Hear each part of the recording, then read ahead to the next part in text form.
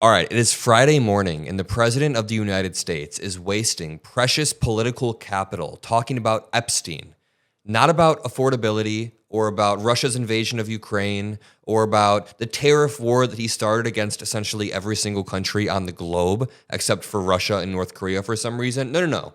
He's defending himself from even more Epstein allegations. This time, it's not even allegations coming from a third party. These are emails from Jeffrey Epstein himself, each email more damning than the last, showing that Donald Trump and Jeffrey Epstein were not only friends, as we knew, not only did they go to parties together and point at women and laugh and, joke about how they like women a little bit younger.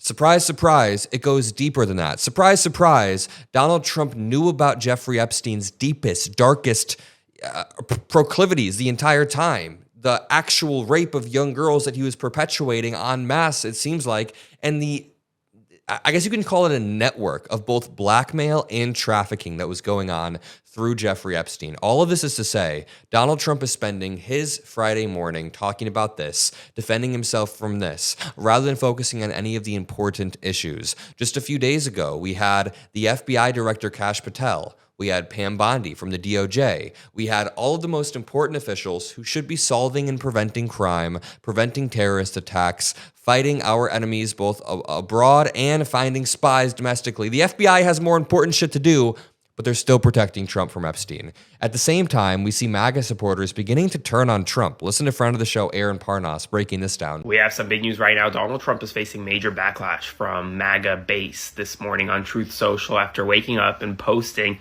that the Jeffrey Epstein files are a hoax. His first post in over 24 hours as the White House remains effectively frozen, and there are more Republicans on Capitol Hill coming out saying that they'll vote to release the files. Now Andy Biggs says he'll do it, and more. But I pulled these comments from under Donald Trump's post this morning. Just release it all, Trump. You effing ran on that. You're losing the base. You're a con man, and all these idiots who believe you are just that, idiots. Not guilty people don't have meltdowns over hoaxes. Release the files. Donald Trump is guilty, and if you deny the actual evidence, then you're just blind to the truth. These are comments directly pulled from Donald Trump's post on his Truth Social account. Those within his own base, within his own party, are rebuking him. And he's trying to run from it, but he can't get away from it.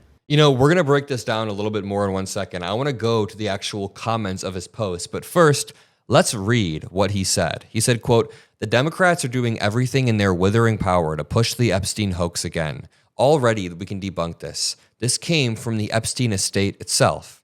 Jeffrey Epstein's estate released not only a bunch of documents and emails and the book, but they released them to the House Oversight Committee. The House Oversight Committee then released it even further. In fact, I would say that the Republicans are doing everything in their withering power to prevent the Epstein files from being released. They voted over and over and over for them not to be released." Donald Trump then says, "Despite the DOJ releasing 50,000 pages of documents in order to deflect from all of their bad policies and losses, especially the shutdown embarrassment where their party is in total disarray and has no idea what to do, some weak Republicans have fallen into their clutches because they are soft and foolish. Epstein was a Democrat, and he is the Democrats' problem, not the Republicans' problem."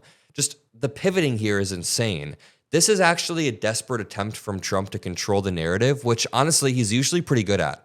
Just to be 100% honest, Trump is usually pretty good at grabbing some narrative out of thin air and talking about it so much that the average American doesn't know who to believe. But this right here is a desperate attempt to spin the narrative, and it's so see-through. He's trying to spin back to the shutdown. He would so very much so love it to be 1 week ago when the Democrats were all talking about the shutdown, because now he's lost control of the narrative. And by the way, the shutdown is likely going to work out in Democrats' favor as well. The ACA subsidies, the healthcare subsidies, are still set to expire in roughly 1 month. When those subsidies expire, who will Americans blame it on? The current administration that's in power that was fighting against them, or the Democrats who at least tried to do something?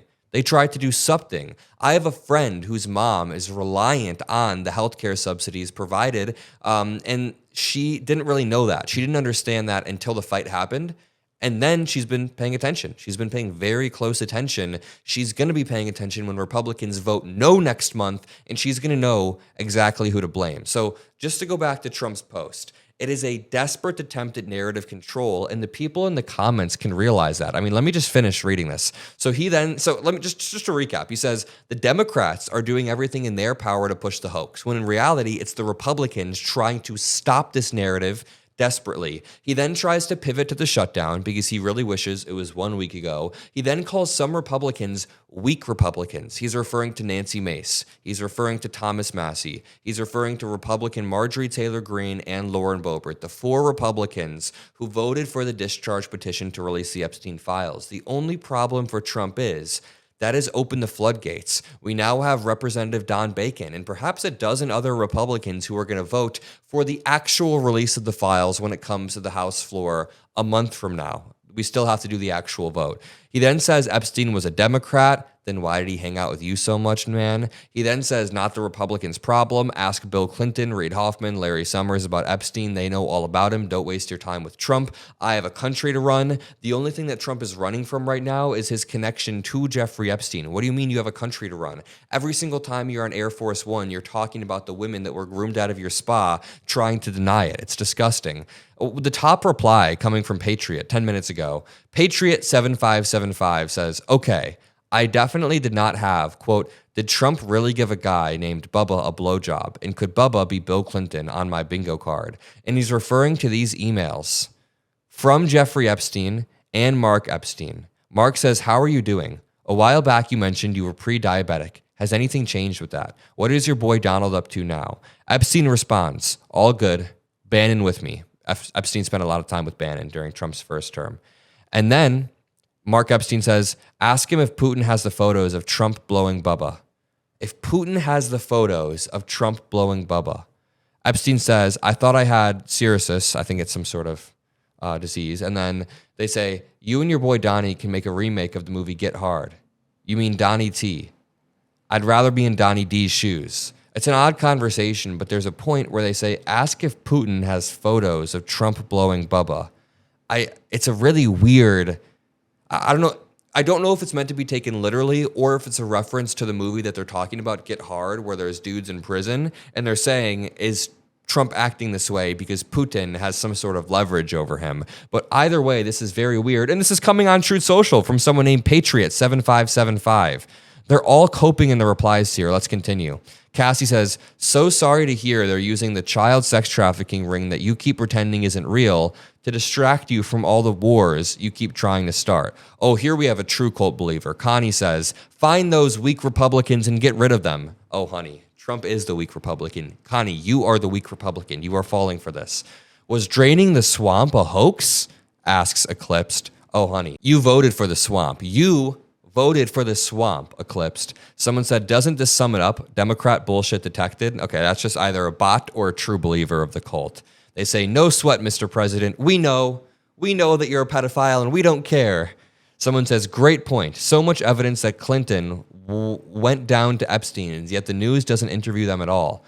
These people don't understand that if Bill Clinton is guilty of anything, why would I defend him? Why would I have any incentive to defend someone who went to a child sex trafficking ring? I mean, I'd need legit evidence. Right now, we have more evidence that points to Trump being very close friends with Epstein. Very close friends. I'm going to leave it there. If you appreciate these videos and these updates, double check to make sure you're subscribed. We're going to try to hit 2 million followers before the end of the year. We can't do it without you all. I love you all, and peace out.